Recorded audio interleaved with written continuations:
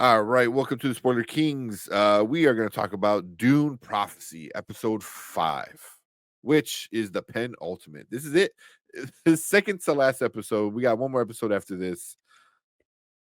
Is it enough? That's kind of the question, because I kind of forgot this was the penultimate. Mm-hmm. But yeah. Do a quick rundown of what this episode was about. Hart is in charge of this like special group trying to find traitors. Valea is doing her things to kind of get in back with the Emperor. Meanwhile, what's her name? Tula. Tula. Tula, She was the most brought important back part of this episode. the best part of the episode. Tula finally was able to get back Lila, but then we find out Lila isn't alone. There's her other foremothers, ancestors in her body, and one of them is the original sister supreme or supreme sister, whatever they called. Was it Rochelle? I think her name was. Yep, Rochella or something like that. So she kind of took over and she kind of helped out, which was kind of interesting. But yeah, we'll get into some more details, but that's kind of the major stuff. What's going on. Between Hart, Velia and Tula. But Brandman, what you think about this episode? I was hoping things were kind of picking up for me on last week's episode. But this just kind of took several steps back for me. Yeah. It was just a dull episode. I had a lot of trouble paying attention. It had a lot of trouble hooking me. Found myself any trying good parts, to rewatch it. Like any parts where you're like it piqued your interest? Pretty much whenever Emily Watson was on screen and whenever Travis Fimmel were on screen. I think they're the standout parts of the show. Yeah. So they probably hold my attention the most. Yeah. Okay. What about you, Brian? What do you think about this episode? I probably liked it more than Brandman did. Mm-hmm. I thought a lot of stuff happened. I don't know if it was all interesting, but a lot of stuff actually happened. Mm-hmm. The idea that we now know who Desmond Hart is. I was like, oh, yes. Crap. Damn, yeah. Tula. So I thought that was crazy. The idea of Lila with her foremothers, I thought that was kind of cool seeing that happen. Seeing the Emperor Habiko, whatever, falling back in love with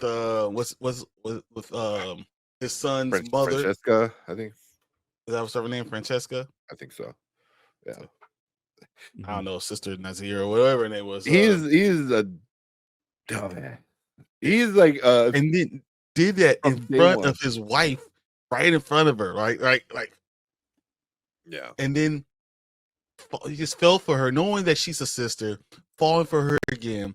And then his wife going to Desmond and doing what she did. I was like, this is getting real messy, man. Real messy. And then later finding out who Desmond is. Like, there was a lot of stuff in it to like. Yeah. It's just very boring. Yeah. What about you? I mean, same for you, man. Like, same as you was. There's a lot of stuff that happened, and then a lot of times where I was just bored. Like I was like, okay, cool. Like, oh shit, like he found the dress. He knows, like he has proof now, and it's like I really don't care about the Harkonnen, dude. It did seem kind of that whole thing seemed super pointless. Like he got the ring, and also I feel like they never really tell us about the rings. Like the rings are super important to the world of Dune. I mean, I guess you get the point. Like, oh, whoever has the ring is kind of the leader, or head of the family, I should say. But I mean, it's a lot more than that. Super interested about the Lila stuff. With her grandmother being in there. I'm like, oh, awesome. And then sidetracked with Valia stuff. It's like, yeah, I just don't care about Valia's part in really, this yeah, at all. Like Tula is the thing that really is like, I'm like, I can't wait to the next episode to hear what the hell happened with Tula. That she gave up Desmond, because now we know Desmond is a Atreides, right? And he's half Atreides, half Harkonnen. Harkonnen. Mm-hmm. And knowing that, so okay, so that means Tula's his mother, and she killed his father, and got pregnant and gave him up. Yep. That's nuts. Like, Yeah. that's the revelation. I was waiting this entire time for it. You gonna wait till the last 30 seconds to give it to me? Right at the end. Right at the end. Like, all we got left is like an hour. A little less than an hour to like get into like all this nitty gritty stuff. And for a show called Dune Prophecy, You haven't talked about the prophecy at we all. haven't talked about any of the prophecy. You haven't started creating the prophecy. You haven't like what like we're just finding out about like the powers. Why everyone's having this nightmare, some kind of virus, which I kind of felt disappointed in. I was like, what? It's like a retrovirus. Like, the fuck? Like, how far ahead are you in the future of Earth? You're still dealing with like RNA retroviruses? Like, what the fuck? Like, I felt so disappointed. I'm like, you had technology that you literally had to kill because it was so smart. You didn't figure out how to get rid of these retroviruses. I don't know.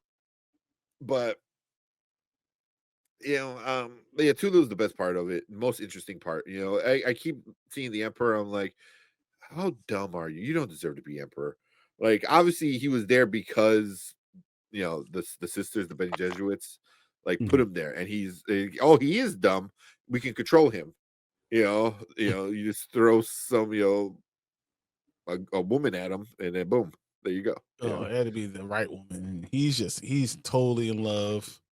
As soon as he saw her, he literally, you could have saw him like literally throw his wife out a running car. That's basically what he did. Like, he opened the door and pushed her out. It's like, kept the seat warm for you, baby. Yeah. It was nuts. Yeah. It was